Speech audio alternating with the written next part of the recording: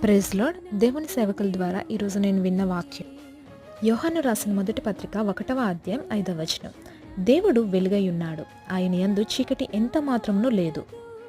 మనందరికీ ఒక ప్రశ్న, మనందరం వెలుగులో ఉన్నామా, చీకటిలో ఉన్నామా? యెషయా గ్రంథము 2వ అధ్యాయం 5వ వచనం. యాకోబు వంశస్థులారా రండి, మనము యెహోవా వెలుగులో నడుచుకుందాము. మనం చీకటిలో ఉన్నాం కాబట్టి రండి అని మనల్ని పిలుస్తున్నారు.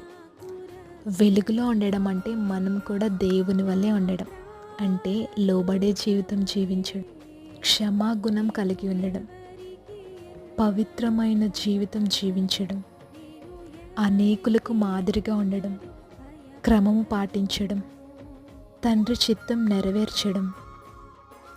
వీటిలో ఒక్క దాంట్లో అయినా మనం పాటిస్తే మనం వెలుగులో ఉన్నట్టే, ధన్యులమే. చీకటిలో ఉన్న మనం దేవుని